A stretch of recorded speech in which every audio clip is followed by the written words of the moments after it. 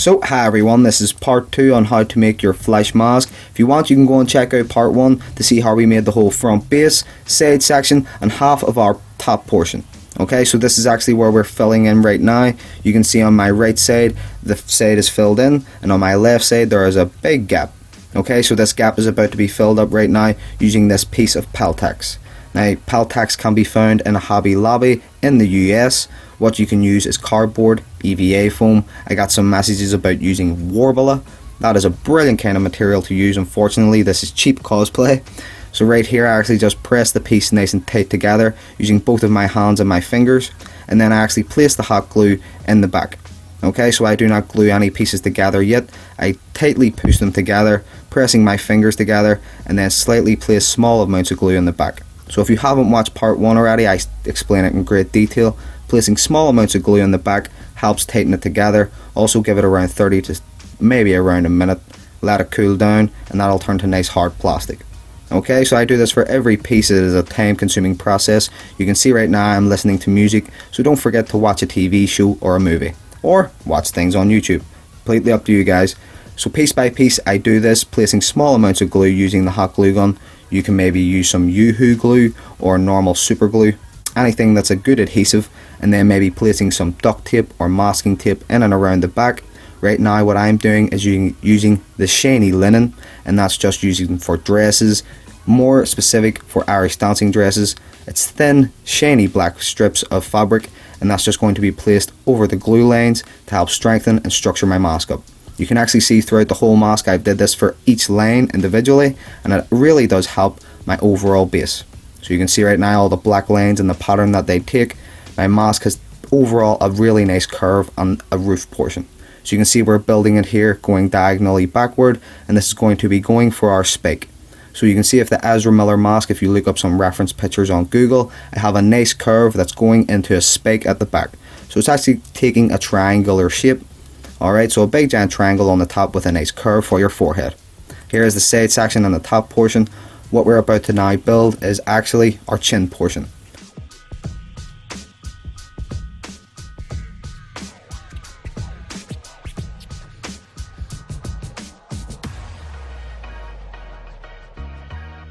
So I've made up a quick chin template that I've used for previous kid flash mask builds and also other flash masks like the CW version. You can see it fits around my chin and then wraps up to around my nostril and down to about the bottom of my ear. It also fits along like that little curve going to around your chin area. That is vital, so maybe if you want to get a piece of paper or maybe a bit of cardboard and measure out your chin area, it's completely up to you guys. For this I'm just about to alter this shape completely, and I'll actually draw around this slightly. So I actually extend the back out more. I take out that whole CW spike that he has going on in his mouthpiece. I take out that whole chin strap completely and make it go downward. Alright, because if you see the Ezra Miller chin piece, it actually extends his chin out and does not cover any of it. It goes along the bottom. So right here you'll actually see the shape that I come up with, and I'll cut it out for you guys now, and this is how you design your whole mouthpiece and chin piece. It's all about maybe adding or taking away certain pieces in certain areas, but you can see now I have a diagonal chin piece, a really abridged eye piece, and a really extended out back piece. Okay, so that's just going to fit in here. I just want to measure that up, and once I cut it out I'll actually show you guys how it's going to fit in, and you can cut out your other piece. Thank you so much for watching. All the other sizes are different and completely up to you if you want to go for a more skinned down version of this. I thought this was kind of thick. Okay, so if you do this maybe in 2 parts, it will flex and bend that bit more. Alright, it's completely up to you. You can see the Ezra Miller's is quite thinner, but that's going to fit in just under the eye piece or around the chin piece. Okay, so that piece is just going to fold in under the eye and go around my side portion like so. Okay, so I'll just show you guys how it's going to fit in. Thank you for watching so far.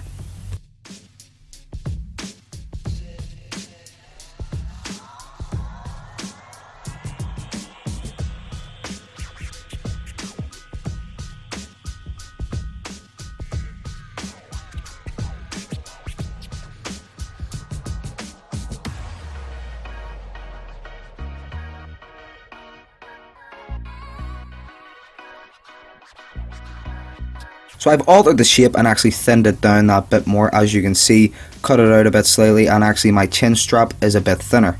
Alright, so I actually did this from this version to this one, okay? So not your traditional chin shape. Using the CW, you can maybe make a lot of other different ones. A Captain America, it's completely up to you. A Hawkeye or a Daredevil. This design can work for many other different designs, alright? You can see it just is going to bend under my chin, alright, and around my throat area. So I'll wrap this in the red fabric using the hot glue gun, like I do with all the other pieces. So you can see right now I've wrapped it in the red fabric and I have both of my chin pieces.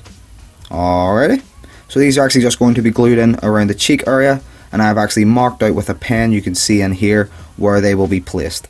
So I've measured out and fitted in and around where I want them to go. This will be always important if you want to do this with some armor pieces, maybe draw in the shapes that they were taking. So if you have to move them or move around, it's completely up to you. It will always help you in the long run. I place some glue in here, press the pieces together, give it around 30 seconds to a minute to cool down. I've sped this process up, but I push down and push the pressure. Place some extra glue in the back for security. It's completely up to you if you do this, guys, but I would always say secure your pieces. In the event of if you try something on, it's too small, not many things will bust if you have secured them proper. I've tried on masks sometimes and they've just bust completely. So you can see it's a very time consuming process, and this just goes on the chin like so. Okay, so once I actually put this on, if I do choose to put it on, it's going to wrap around my chin like so. So my chin and my mouth area will actually be completely exposed, and I just glue the other piece on. Thanks for watching so far, guys, I really do appreciate it, and here we are with the rest of the back of our mask.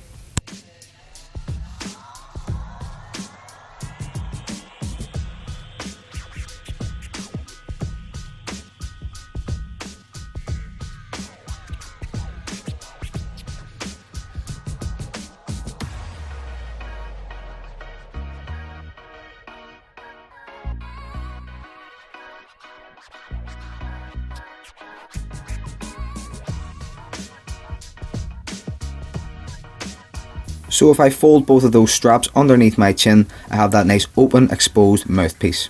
I love how this design looks. The Grant Gustin design, don't get me wrong, is perfect, but that chin strap is very hard to make and recreate. This nice open mouthpiece, if you just get a thin enough line going underneath your chin area, it will wrap around perfect. Okay, so these side pieces, guys, are just fillers. These are going to, they don't have to necessarily take the same shape that I'm doing right now. They just have to cover up your side section and also maybe match up with some of your line work. But this is going to be your back spike. I've just folded a piece in half, cut it, and then cut it into a nice triangle, unfolded it, and it came out to be bigger. Alright, so it's maybe like an arrow kind of shape. You can see now it's actually going to be placed at the back. A smaller right angle shape of the Peltex is going to be placed at the left and right of this, and it's going to give it a more 3D effect. Okay, so if you just place small pieces, maybe you can see right here at the sides, they're going to give it a more curved round effect, give that spike aerodynamics. I think that the design was going into this. I think someone was maybe looking at how cyclists go on their aerodynamics, but yeah, the big spike at the back is awesome. You can see now just cutting multiple pieces helps. This elasticated strap can be found on old bags or old clothing. Right here at the back I have a thicker elasticated strap that can be found on female or women's belts.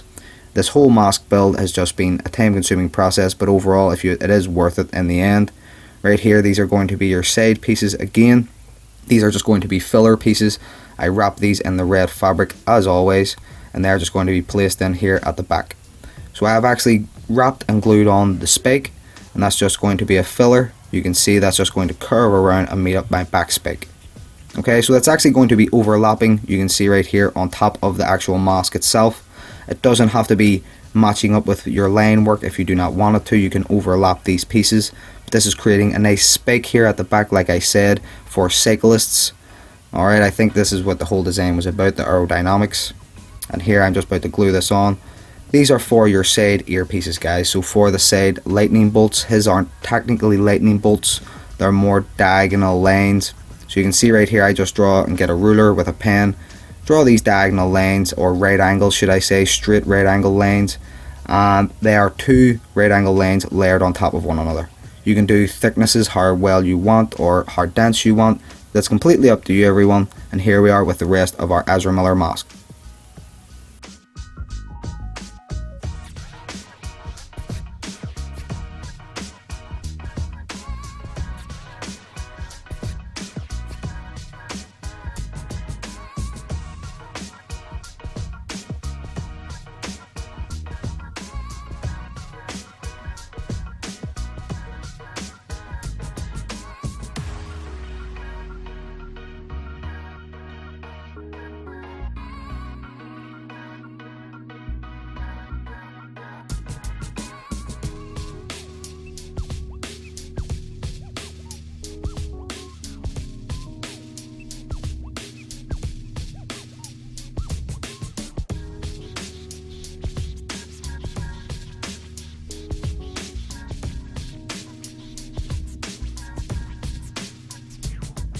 So right now we have our earpiece. You can do yours, guys, whatever design you like. I will always say that this is your mask and your design. Do it with however you feel fit. But right now what I'm doing is just drawing another, well, the exact same shape as this piece. These are both going to be getting glued together, so it makes it an all around more thicker and armoured out piece. Okay, so my earpiece is actually going to be a lot thicker than it would be when I wrap it in the yellow fabric. You will see the actual density and armoured upness of it. Or I shouldn't say armoured upness, that's not even a word. You can see right now I'm just layering both of them on top of one another, placing some glue in the back, gluing them together, and that will make it all around thicker and more armoured up. Alright, it will actually make it much more strengthened also. And when I'm gluing it together, I kind of give it a slight curve. So here we are with the rest of our mask. That's just going to be placed here on the earpiece, and I do this for all the other pieces. Thanks, guys. So hi guys, these are the 4 parts that are going to be making up your Ezra Miller Flash earpieces. Alright, so what I'm going to be doing is wrapping these in the yellow fabric using the hot glue gun, gluing them all together, and then gluing this to the mask. Alright, you can see the shapes that this is making. They are just going to be individually wrapped and then glued together. You can do any design that you want. This is your mask, I will always say that. Look up reference pictures, they are your best friend. And thank you so much for watching.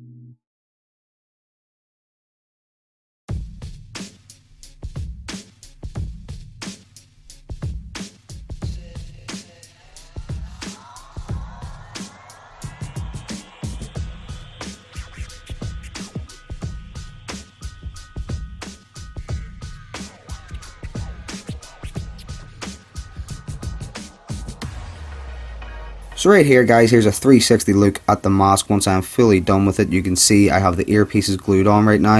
You don't have to use a head mannequin for this build. You can see I didn't use it really at all in this at all. I have the back strap on here at the back. I will explain this more in great detail next. The earpieces are glued on, and thank you so much for watching. I really do appreciate it guys. Here we are with our Ezra Miller Flash mask.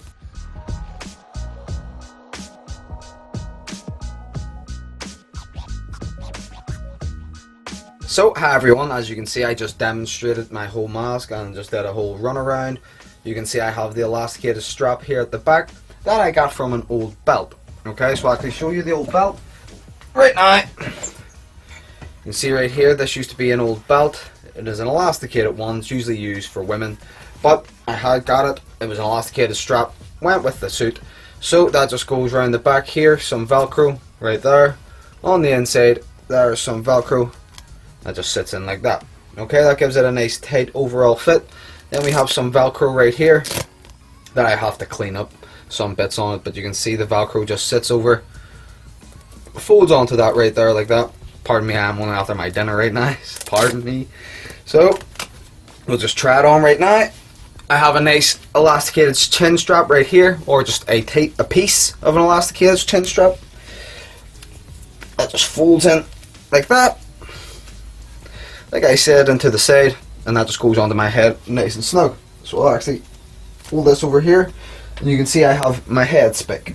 Okay, so I actually have the spike here at the back of my head. If I wanted to, I maybe build out some more armor around here on the neck area. He has, I think, multiple layers, like 1 and 2 other tiny kind of shielding at the back here, so I might build up on that. We have our earpieces that I've secured on with some hot glue at each ear. So my actual ear and where they sit on the mask, I've just glued those to that. You can see the lines actually follow my chin strap, or my chin line, okay? So they actually follow the whole chin strap the whole way around if you maybe want to place them like that.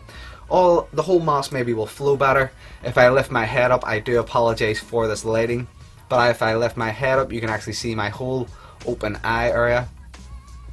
Okay, and I actually have some armor shapes in here like that. Alrighty guys, the chin just sits nice and open instead of the CW where he has it come up here for a chin strap. Ezra Miller's is just completely open and out to the world. Alright, and if I could maybe build, or if I could improve this, I would say I would try and cover up some lanes, maybe not make it so squared off, or just build up some more facial features overall. My biggest thing I would change would be my eye design. Okay, so I would make this not so open. I would kind of shape it sort of like this, because this was a cool eye design. Okay, so no matter how my eyes sit, you can see I have just 2 lines up here, so 1 and 2, and then I just have a slight curve going here down the bottom. But for this eye, I did a lot of lines, a lot of curves, so you can see 1, 2, 3, and then another 4 line here, and then 1, 2, and 3. So I did a lot of lines where I didn't need to. I complicated the design where I didn't need to. So it's completely up to you. Alright, here to learn if you want. The earpieces on this mask are slightly bigger. I might make another version of this because I love how it looks. I love the top build of it, the sort of like shield pieces. And also the back spike is just really nice. So the overall back spike is really nice. And this has been part 2 of how to build your Ezra Miller or DCEU flash mask. Thank you all so much for watching. If you have made it this far, I really do appreciate it. I have had a streak of bad luck lately. That's my phone. That's my phone screen. I can't even use it anymore. Alright, so thank you just all so much for watching. If you like this video, if you like the previous one, go check out part 1 and also the whole armor body build if you want to. Leave us a comment and let us know how your cosplay is going. Maybe like the video if it helped you. And please subscribe to be entered into the giveaway, which all the details will be in next week. Okay? Guys, again, I cannot thank you enough. You're awesome. I love you all. Please subscribe and comment. From me, everyone here at Ireland, I'm Ezra Miller. Always let your geek speak, but I'm John Hay, really. Bye, guys.